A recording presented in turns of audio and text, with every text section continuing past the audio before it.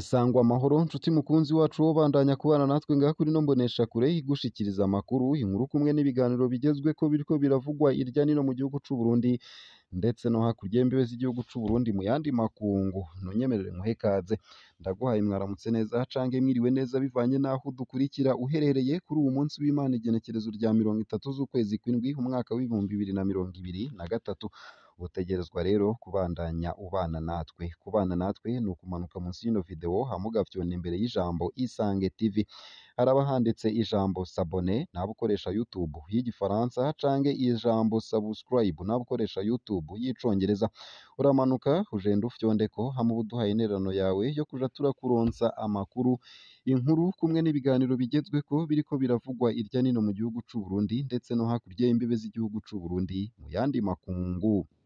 Aya makuru arashimikira ku ngingo nkuru zikurikira. Perezida w'igihugu c'u Burundi, Perezida Evariste Ndayishimiye hatakambira Perezida w'Uburusiya kumutabaza ubufasha bw'ibikoresho mu vya gisirikare. Vyose ni ngaha kuri no mbonesha kure ntuje kure. Nayo kandi mu rukurikirane rw'ibikorwa vyategekanijwe kurangurwa n'amashirahamwe y'ubwishingizi akorera mu Burundi, ikigo kijejwe gukurikirana ibikorwa vy'ayo mashirahamwe ARCA cifadikanije nayo biraheza biherekeranya ku mugwa mukuru wa politike i Gitega kugarukira abagwayi baho. Ni kuri uwu wa 28 z'ukwezi kw'indwi umwaka w'ibihumbi 2023 nayo kandi turaza kubagezako inkuru ivurwa ku bijanye n'ingwara y'igisukari. Ese koko vy'ukuri kunywa isukari nyinshi vyoba hari vyo bitera indwara y'igisukari? Ngaha kuri no mbonesha kure vyose turaza kubibahaho umuco.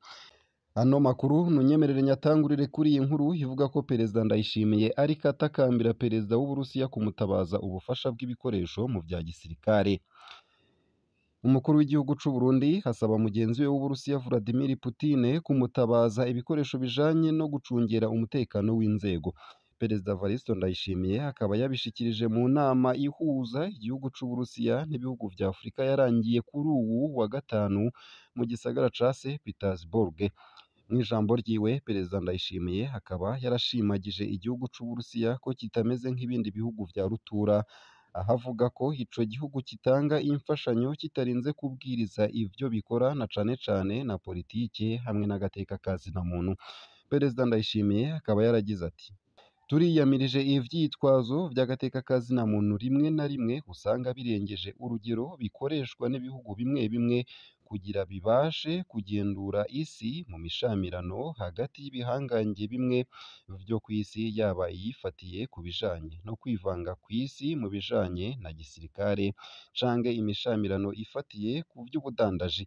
Ibihugu vyikukiye vyari bikwiye guhabwa uburenganzira bwo kwihitiramwo uwo bifashanya bifatiye ku vyipfuzo n'ubugombe bw'abanyagihugu bavyo. Nico kimwe n'ibijanye no guhitamwo intumbero ya politike, y'ubutunzi, uburongozi n'imico. Ni igihugu gitegerezwa kwihitiramwo ukuntu kivyitwaramwo gifatiye aho ibihe bigeze hamwe n'inyungu zaco.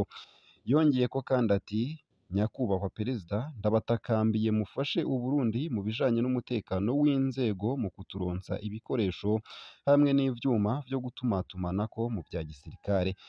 Mboneyeho kandi kubashimira ku buryo mwaturambaraye ko mu buryo butandukanye igihe cose igihugu canje cari cashizwe ku rutonde mu gahotoro rw'ibihugu ONU yamizako ijisho.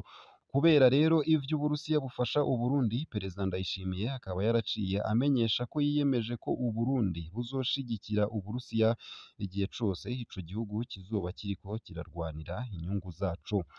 Nayo kandi ntunyemerere mbandanye ano makuru nkugezako n'iyi nkuru ivuga ko nyene mu rukurikirane rw'ibikorwa vyategekanijwe kurangurwa n'amashirahamwe y'ubwishingizi akorera mu Burundi, ikigo kijejwe gukurikirana ibikorwa vy'ayo mashirahamwe ARCA cifadikanije nayo biraheza biherekeranya ku mugwa mukuru wa politike i Gitega kugarukira abagwayi baho kuri uwa 28 z'ukwezi kw'indwi 2023. Ikigo c'igororero c'igihugu kivura kikongera kikagorora abagendana ubumuga n'abavunitse CNAR nico cagendewe. Aho inyuma yo kuzunguruka mu bisata bitandukanye vyaco haciye haba ugushikiriza agakemanyi kibangikanijwe ngo baramire abagwayi baho. Ako gaseke kari kagizwe n'umuceri, ibigori, ibiharage, amavuta, ibirengeti vyo kwifuka, imatera, amasabune n'ibindi, bikaba vyaraciye bishikirizwa na Dogiteri Joseph Butore, umunyamabanga w'ikigo ARCA.